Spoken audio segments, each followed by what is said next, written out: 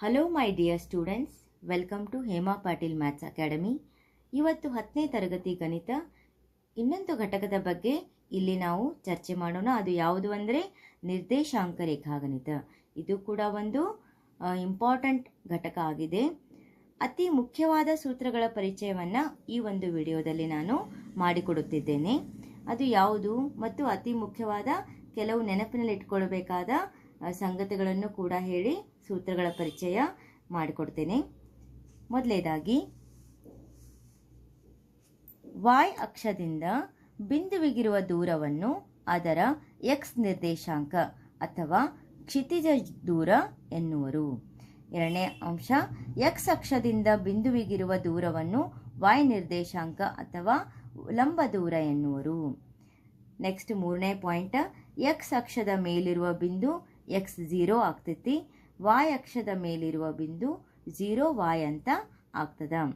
ಮೂಲ ಬಿಂದುವಿನ ನಿರ್ದೇಶಾಂಕಗಳು ಯಾವಾಗಲೂ 0 0 ಆಗಿರ್ತದ.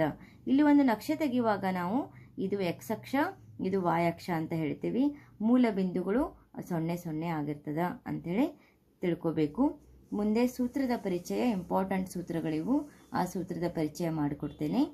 ದೂರದ ಸೂತ್ರ ಕಂಡುಹಿಡಿಯುವುದ ಸೂತ್ರ ಯಾವುದಂದರೆ P ಆಫ್ x1 y1 ಮತ್ತು Q ಆಫ್ x2 y2 ಕೊಟ್ಟಾಗ ದೂರದ ಸೂತ್ರ ಏನಾಗ್ತೈತಿ, PQ ಅಥವಾ D square root of x2 minus x1 the whole square plus bracket y2 minus y1 the whole bracket square ಅಂತ ಸ್ಕ್ವೇರ್ ರೂಟ್ ಕಂಪಲ್ಸರಿ ಬರ್ಕೋಬೇಕು. ಸೂತ್ರ ನೆನಪಿನಲ್ಲಿ ಇಟ್ಕೋಬೇಕು.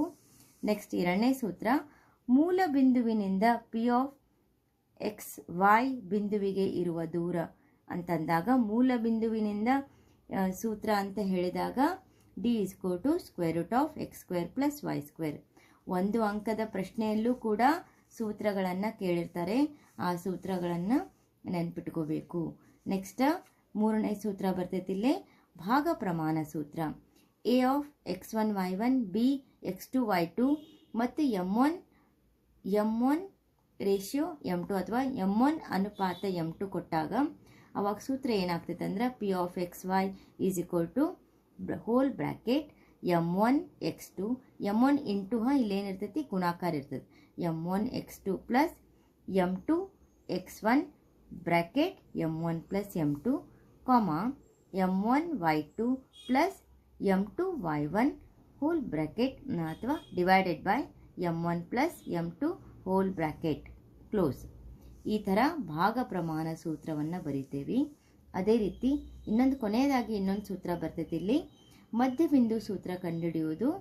P ಎಕ್ಸ್ ವೈ ಅಥವಾ m1 ಅನುಪಾತ m2 ಇಲ್ಲಿ 1:1 ಆಗಿರುವುದರಿಂದ ಇಲ್ಲಿ ಸೂತ್ರ ಏನಾಗ್ತದೆ ಅಂದರೆ m1 1 ಆಗಿರ್ತದೆ. ಇಲ್ಲಿ m1 ಮತ್ತು m2 ಎರಡು 1 ಆದಾಗ ಇಲ್ಲಿ 1 ಇಂಟು x1 ಬರೆಯೋ ಬದಲಾಗಿ x1 plus x2 divided by 2 y1 plus y2 divided by 2 whole bracket close. ಈ ಥರ ನಾವು ನಿರ್ದೇಶಾಂಕ ರೇಖಾಗಣಿತದಲ್ಲಿ ಇಷ್ಟು ಸೂತ್ರಗಳನ್ನು ನಾವಿಲ್ಲಿ ಕಲಿತೇವೆ. ಮುಂದಿನ ವಿಡಿಯೋದಲ್ಲಿ ನಾನು ಈ ಸೂತ್ರದ ಮೇಲೆ ಲೆಕ್ಕಗಳನ್ನು ಹೇಗೆ ಬಿಡಿಸುವುದು ಅನ್ನೋದನ್ನು ಹೇಳಿಕೊಡ್ತೇನೆ. ಮತ್ತು ನನ್ನ ಒಂದು ಚಾನಲನ್ನು ಸಬ್ಸ್ಕ್ರೈಬ್ ಮಾಡಿರಿ ಮತ್ತು ನಿಮ್ಮ ಫ್ರೆಂಡ್ಸ್ಗೂ ಕೂಡ ಶೇರ್ ಮಾಡಿ. ಏನಾದರೂ ಕಮೆಂಟ್ ಇದ್ದರೆ ತಿಳಿಸಿ ಹೇಳುತ್ತಾ ವಿಡಿಯೋವನ್ನು ಮುಕ್ತಾಯ ಮಾಡಿ ಮುಂದಿನ ವಿಡಿಯೋಕ್ಕೆ ಭೇಟಿಯಾಗೋಣ.